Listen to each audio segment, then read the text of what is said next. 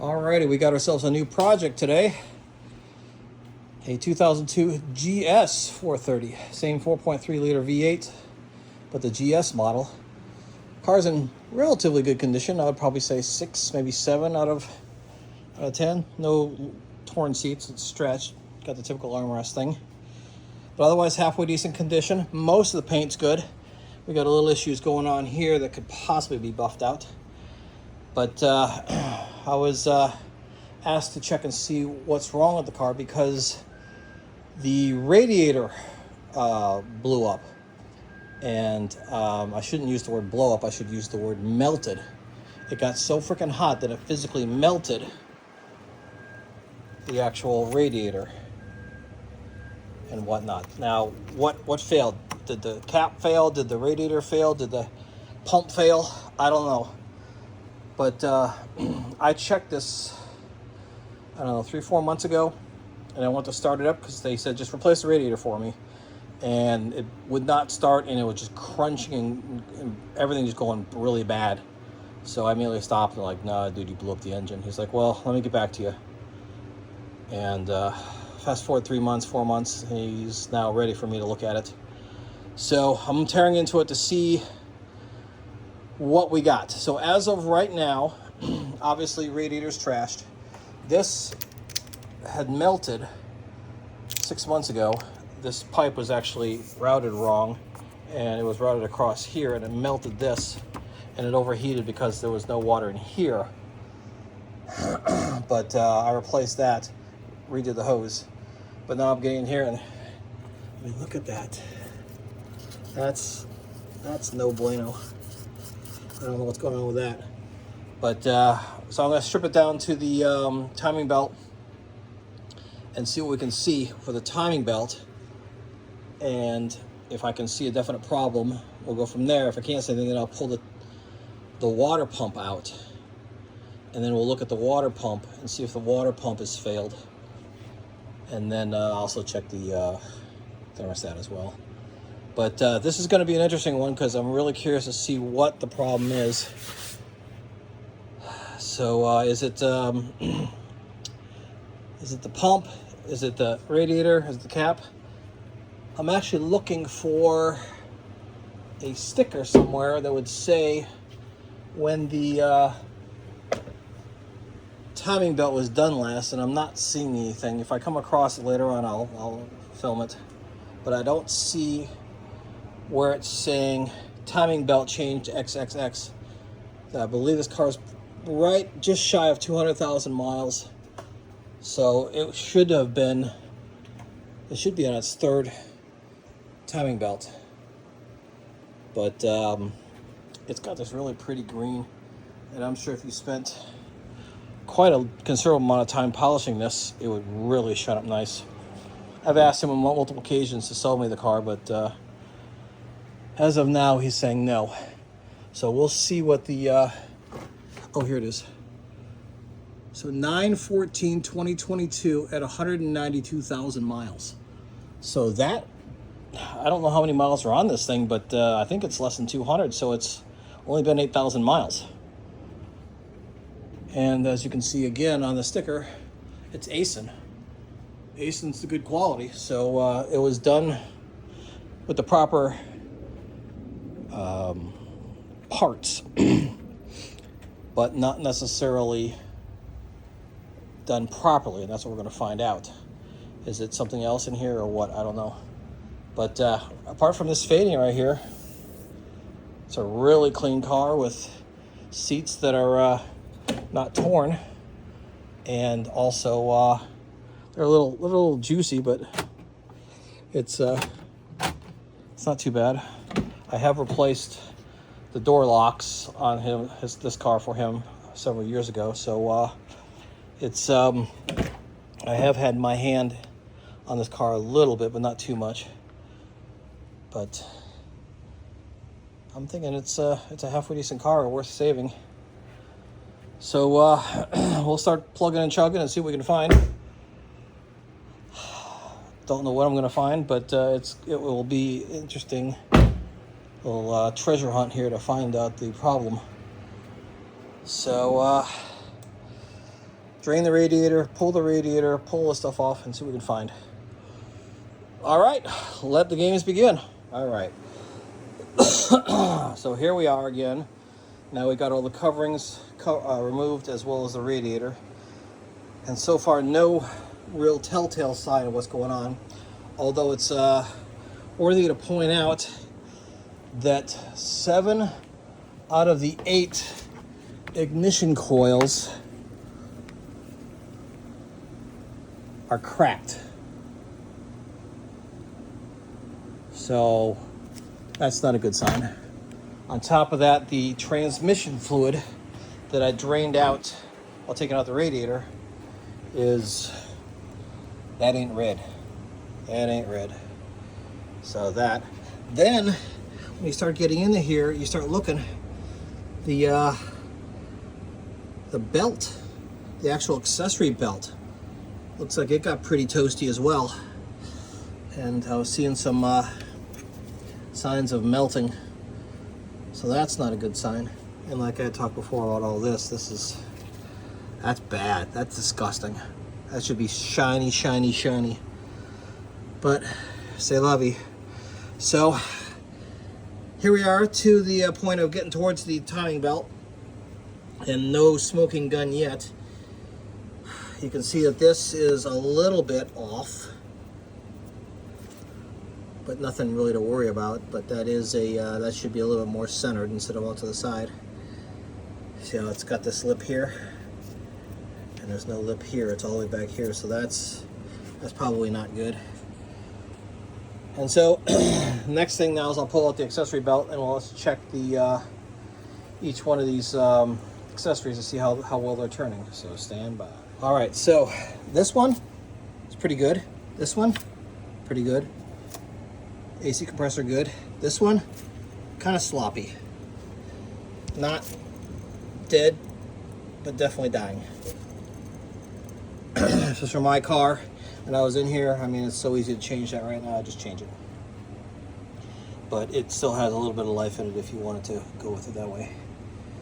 So there we are with that. Now, the next is to start pulling all the accoutrements out of the way to get to the timing belt.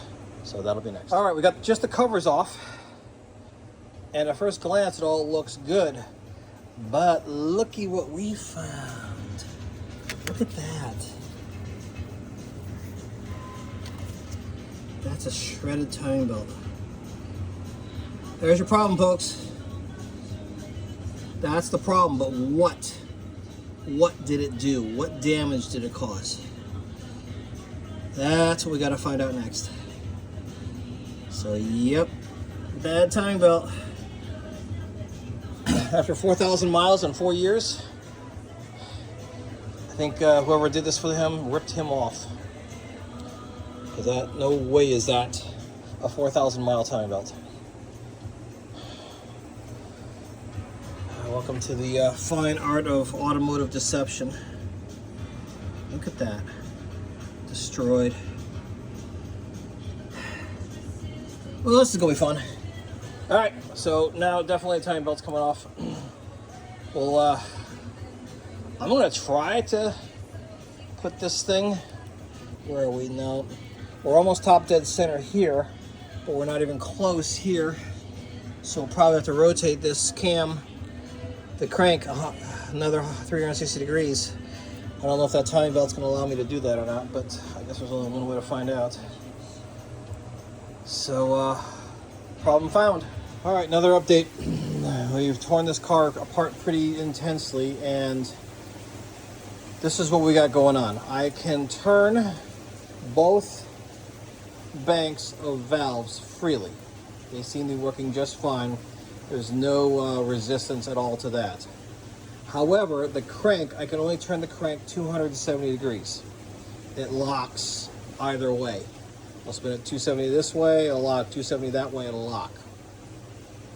So we have not yet been able to figure out yet what is blocking it, but we're guessing that it is something internal to the actual cylinder area. We have borescoped all of them, can't see anything, although the number 3 The third one back on the passenger side has got some definite grooving going on in the piston, so we're thinking it's that. We're not sure, but we've done the borescope on all 8. Can't see anything. We've put a magnet down in each one of them, trying to find any debris in there that would kind of point to which one it is and go from there. Now, the one thing we did do is take out the spark plugs, but what we didn't do is look at the spark plugs as we took them out. So all 8 just came out and went into a tray. So we went back and looked, and one of them is smashed, and you can actually see the ceramic portion broken. So to me, that means something has dropped into that cylinder and has hit this and damaged this. Furthermore, it's still there and it's biting. As the piston comes up, it hits that and doesn't go any further. And I can't get in there to see it, let alone remove it. But either way, it doesn't really matter, because if that's a valve stem seal, if that's a part of the valve itself, whatever it is, it's no bueno. So the head has to come off, and either the head redone or the piston redone or the block. Obviously, it's probably bounced around there. It's probably scored the side of the cylinder walls, so that's no good. We could polish out any kind of chips in the piston itself to make that work, but okay, whatever. But the valve, the part that fell off, needs to somehow be put back on, which I don't think that's going to happen. So how it all went down, I don't know. Did it overheat and then do this and then do that? Did it overheat and then do that, then this? I don't really understand the sequence of events of how it happened, what happened, what the initial catalyst for all of this was. Did the engine just overheat? And then it got so hot that the valve dropped. And then once the valve dropped, it went to mechanical lock, and then it tore the timing belt, which that kind of sounds like the most plausible. We overheated to the point of mechanical failure, to the point of mechanical lock, to the point of stripping out the belt. But what caused it to overheat to begin with? We pulled out the thermostat, and that looked fine. The radiator looks fine. So I'm not sure what it could be. Ultimately, it really doesn't matter. The engine's toast. So I've told my friend the bad news, and I'm waiting for him to come back and tell me what he wants to do. If he wants to put a new motor in it, we'll put a new motor in it. If he wants to sell it, I'll buy it. And then I'll put a new motor in it. So, in the meantime, I'm going to just button up this thing and then push it back down to his house and let him make his decision. So we can go from there. But timing belt bad, spark plug bad, cylinder something bad that's mechanically locking this engine. And that's all we got. That's all we know. So we'll have to figure it out after he decides what he wants to do. So in the meantime, I'm going to end this video, and I'm going to consider this done, because I don't know what he's going to do. If he decides to sell it to me or have me put the new engine in, then we'll continue on with part 2 of the series. But as of right now, this is a one and done. This poor car that's in pretty good condition. Oh, and by the way, I spent all of 5 minutes on that part that I was telling you about before, and I polished it out pretty good. So I never touched that. That's nasty, but that was all the way down. And yes, you can still see a little bit right here, but otherwise I polished that out pretty good. So a good 5 minutes of polishing cleaned this up nicely. And I wanted to see if that would come out or not, because if I do decide to buy it, obviously I want this to be cleaned up, and it's cleaning up. So if this is does become mine, then I will definitely clean it all up. And so now, to all of you guys out there, put in your comment section here, if I buy this 2002 GS430, what do I do with that 2002 LS430?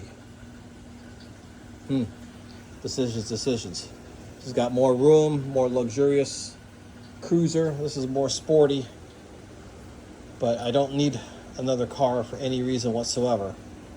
So I don't know which way to go. But I would love to hear the comments, what you guys think, and why. Or just sell it. I mean, I think these are becoming collector's items, so I don't know. This has got the navigation on it and heated seats and a whole bunch of other stuff. And this is kind of a, as I'm cleaning it up, it's just kind of a pretty green color. So, yeah, don't know. And I'm not in the position to have to make that decision right now either, so that's good. Alrighty, in the meantime, talk to y'all later.